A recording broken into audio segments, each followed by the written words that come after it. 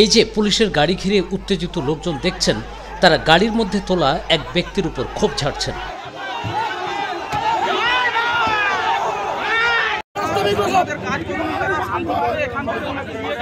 গাড়ির ভেতরে পুলিশ যাকে নিয়ে যাচ্ছে তার অবস্থা ভালো নয়, তাকে হাসপাতালে নিতে হবে।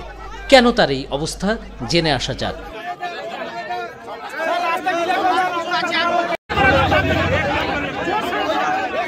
রাতের অন্ধকারে নয়, দিন দুপুরের প্রকাশ্য ঘটনা।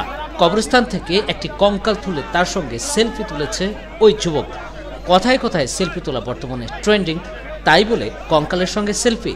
সত্যি সত্যি এমন ঘটনা ঘটেছে ভারতের পশ্চিমবঙ্গের পূর্ব মেদিনীপুর জেলায়। অবশ্য স্থানীয়রা বলছেন এর পেছনে অন্য ঘটনা রয়েছে।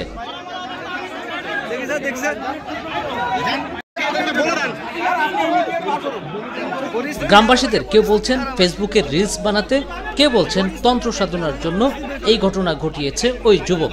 তবে এই ঘটনা জানাজানি হতেই তার বিশদ কারণ জানার চেষ্টা না করেই তাকে আটকে রেখে বেধড়ক পেটানো হয়েছে। খবর পেয়ে কাথি থানার পুলিশ পৌঁছে পরিস্থিতি সামাল দেয়। স্থানীয় এই ব্যক্তির মুখে শুনুন বিস্তারিত। দাদা, এটা আমাদের পশ্চিম শ্রীরামপুর গ্রাম। এই গ্রামের দীর্ঘ প্রাচীনকাল থেকে আমাদের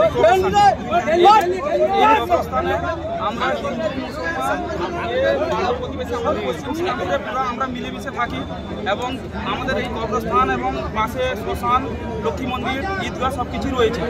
কিছুদিন আগে স্যার আমাদের একটা পাশে লক্ষ্মী মন্দির ছিল, ওই লক্ষ্মী মন্দিরের কিছু অংশ জিনিস চুরি হয়ে গেল। আমরা তত্ত্বাবধান করে খুঁজে দেখলাম, কিন্তু এর এখনো কোনো প্রশাসন থেকে কোনো কিছু বের হয়নি, আর আমরা এর কোনো কিছু দেখতে পাইনি। আজকে আবার দেখছি আমরা হঠাৎ আমাদের এই এত পুরোনো প্রাচীন কবরস্থান থেকে ঠিক মিডিল অবস্থা থাকে, যেখানটায় মানুষ কবরস্থান মানে একটা শান্তিপ্রিয় জায়গা, যেখানটায় কোনো লোক যাতায়াত করে না। কবরস্থান কেউ মারা গেলে এরা মাটি দিতে আসে, ঠিক মিডিল পজিশন থেকে পুরো পুড়ে বডিটাকে তোলা হয়েছে। বডিটাকে তুলে ওর একটা বাঁশ দিয়ে ওটাকে ঘিরে, মানে ওই ব্যক্তিটা কি করেছে, এ নিয়ে যাওয়ার উদ্দেশ্য না, কিন্তু এটাকে রেখে দিয়ে পালানো, যাতে আমরা পরে জানতে পারবো। আমরা যখন দেখতে পারবো একটা লাশ তোলা আছে, তাহলে ভাববো নিশ্চয়ই কোনো হিন্দু ভাই এখান থেকে লাশটাকে তুলেছে, তাহলে আমাদের মধ্যে একটা বিভেদ সৃষ্টি হবে। দিলে আমরা এখানটা মারপিট খুনাখুনিতে আমরা চাই স্যার আমাদের মধ্যে গ্রামের মধ্যে সব কিছু শান্তি থাক। এবং আপনারা প্রশাসন দপ্তর থেকে এসেছে, এই মানুষটি কে পাঠিয়েছে, এ কেননা এর মোবাইল আমরা চেক করে দেখেছি, এই মোবাইলে আছে অ্যাক্সিস ব্যাংকের অ্যাকাউন্ট এবং যথেষ্ট ভদ্র ব্যক্তির পরিচয়। আমরা চাইছি এই মানুষটার পিছনে কে পাঠিয়েছে বা আমাদের এই শান্তিপ্রিয় গ্রামকে কে এত অশান্তি লাগানোর চেষ্টা করেছে। আমরা এখানে আমাদের স্যাররা এসছেন, ওনাদের বক্তব্য মিডিয়াতে দিন যে আমরা এখান থেকে ওই ব্যক্তিকে নিয়ে যাব এবং শান্তি সম্পূর্ণভাবে যাতে এর আগে সঠিক তদন্ত হয়, সম্পূর্ণ এর তথ্য না যাচাই করে ওই ব্যক্তিটাকে ছাড়া যাবে না। এবং ওই ব্যক্তিটি ওর আগে কি ঘটেছে না ঘটেছে বা এর পুনরায় আর কোথায় কোথায় কত কবরস্থানে এইভাবে তুলেছে, দাঙ্গা লাগানোর চেষ্টা করেছে, এটা আমরা সঠিক তথ্য জানতে।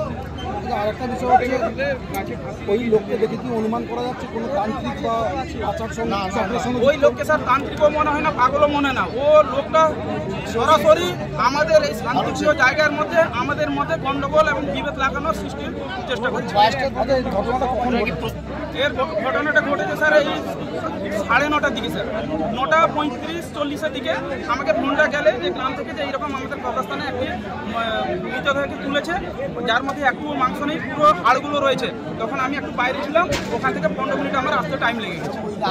আন্তরাজ্য কঙ্কাল পাচার চক্র, আন্তরাজ্য কঙ্কাল পাচার চক্রের সঙ্গে যুক্ত বলে কি মনে করছেন? এরা স্যার আমরা যা দেখছি এখন তো এই আমরা দেশে তো দেখছেন হিন্দু মুসলিমকে বিজেপি কীভাবে সন্ত্রাস তৈরি করার চেষ্টা করছে। এরা চাইছে আমাদের মধ্যে আবার একটা শান্তিপূর্ণ জায়গাকে সন্ত্রাস সৃষ্টি করে আমাদের মধ্যে ঐক্য বিবেচন করে আমাদের শান্তিটাকে নষ্ট করে সব কিছু ধ্বংস করতে চায়। ওয়ালটন আবারও মিলিনিয়ার অফারে ওয়ালটন ফ্রিজ কিনে আপনিও হয়ে যেতে পারেন মিলিয়নিয়ার। মিলিনিয়ার ছড়াছড়ি দেশ জুড়ে, এটা শুধু ওয়ালটনই পারে।